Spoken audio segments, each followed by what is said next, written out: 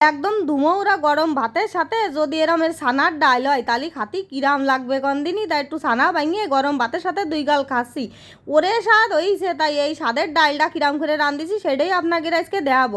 নমস্কার, সবাই কিরাম আছেন? আশা করি সবাই ভালো আছেন। তাই যে আমি কিন্তু বাড়িই ছানা বানাইছি, দুধ দিয়ে গেল, সেই দুধিতে হলো ছানা বানাই নিছি। এদিকে হলো ছানাগুলো পিস পিস করে কাটিয়ে নিছি, আর এদিকে টুকটুক করে বিড়ালে থাবার মতন হাত দিয়ে টুকটুক করে এই পাশেতে ছানা কিন্তু চলে যাচ্ছে। ওই দেখেন টুকটুক করে নিয়ে যাচ্ছে, বুঝতে পারতেছেন তো ছানাগুলো কি দেখাচ্ছে। মানে পাশে আমার ছোটো মনু দাঁড়ায় রয়েছে, বড় মনু দাঁড়ায় রয়েছে, আমি ছানা পিস পিস করতেছি আর ওরা টুকটুক করে নিয়ে নিয়ে খাচ্ছে। তা খাগে এটাই কিন্তু একটা আলাদা রকম মজা।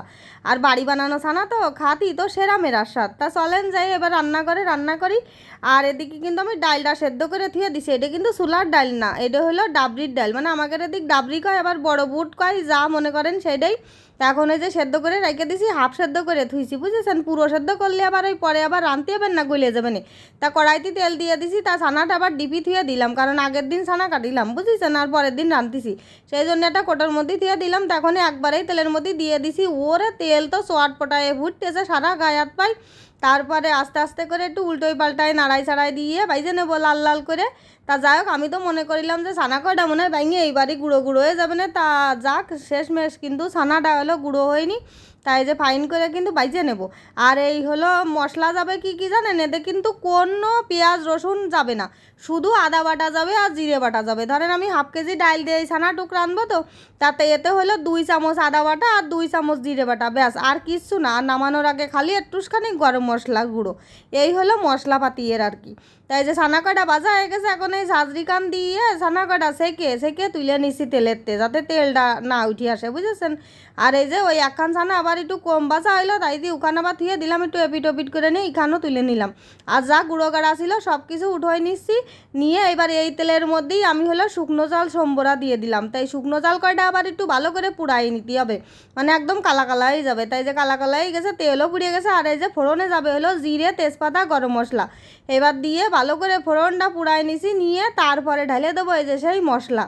এতে হলো 2 চামচ আদা বাটা, 2 চামচ জিরে বাটা, আর হলো জালের গুঁড়ো আমি আজকে দিইনি, হলো শুকনো জাল বাটিয়ে দিছি একসাথেই, দিয়ে এবার দিয়ে দিছি লবণ, তারপরে দিয়ে দিলাম হলুদ। এইবার মশলাটা ভালো করে একটু কষাই নেবো, বুঝেছেন। আর এর মধ্যে যাবে কিন্তু 2 চামচ চিনি, বুঝেছেন। আর এটা একটু মিষ্টি মিষ্টি হবে, মানে মিষ্টি মানে কি একদম পায়েস রাঁধতেছি তো না, একটু মিষ্টি মিষ্টি ভাব হবে, ঝাল ঝাল হবে, খাতেই সেই আস্বাদ হবে। তাই যে 2 চামচ চিনি দিয়ে দিছি, চিনি দেওয়ার পরে ভালো করে মশলাটা আবারও খানিকক্ষণ বেশ ভাজা ভাজা করে মানে কষাই নিছি। তারপরে সেই বাইজে ধোয়া সেই ছানা কয়কান্তের মধ্যে দিয়ে দিছি, দিয়ে আরও খানিকক্ষণ একটু কষাই নিছি। দেখছেন কি সুন্দর মশলা ভাইজে একদম তেল ছেড়ে দিয়েছে।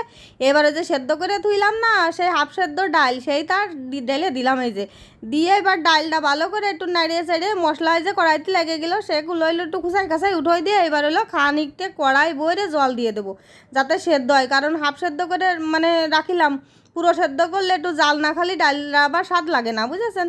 ওই জন্যই হলো এবার জল ঢেলে দিয়েছি, দেওয়ার পরে এখন কিন্তু এই যে মানে রান্না হয়ে গেছে, কারণ তখন তো আর জ্বালানো ছাড়া কোনো কাজ নেই। ডালটা ফাইন করে জ্বালায়ে জলটা একদম শুকোয় ফেলা, এই যে এই অবস্থায় কিন্তু ডালটা নামাই ফেলবো। এর মধ্যে অল্প একটু গরম মশলা দিয়ে দিছি, কিন্তু সেটা দেওয়াতে মনে নেই। তা যাই হোক, ডালটা কিন্তু রান্না হয়ে গেছে, আমি এখন ডাইলে ধুয়ে দিছি গামলার মধ্যে। দেখেছেন কি সুন্দর রং হয়েছে, আর যে সুন্দর গন্ধ বেরোচ্ছে গরম ভাতের সাথে। আর এটা কিন্তু পরোটা দিয়ে বা রুটি দিয়ে খাতেও ফাইন মজা লাগবে না। তাই এই যে এখন একটুখানি গরম ভাতের পরে ডাল নিয়ে নিলাম, দেখছেন ডালটা রাখে ফাইন সুন্দর গণ হয়ে গেছে কিন্তু ডালটা। আর এটা দেখে মনে আছে কি ভাতের সাথে তো খাচ্ছি সেরামের আস্বাদ লাগতেছে। আর এই যে একটুখানি ছানা ভেঙে নিচ্ছি, নিয়ে ভাত একগাল খাতি যে কি আস্বাদ লাগতেছে তার কি কব। আর এর সাথে যদি একটু পরোটা হইতো না, খাতি আরও জমে যেত। তা যাই হোক, আমার এই ভিডিওটা যদি আপনাদের কাছে ভালো লেগে থাকে তাহলে কিন্তু অবশ্যই একখান লাইক কমেন্ট শেয়ার করবেন, সাবস্ক্রাইব করবেন। আর ছানাগুলো দেখছেন কি সুন্দর নরম যে তুলতুলে হয়েছে, বাড়ি বানানো ছানা তো ওই জন্যই বেশি সুন্দর হয়েছে। ওই দেন কি সুন্দর নরম। আর ডালটাও তো খাতি সেরাম ভালো হয়েছে। সবাই ভালো থাকবেন, টাটা।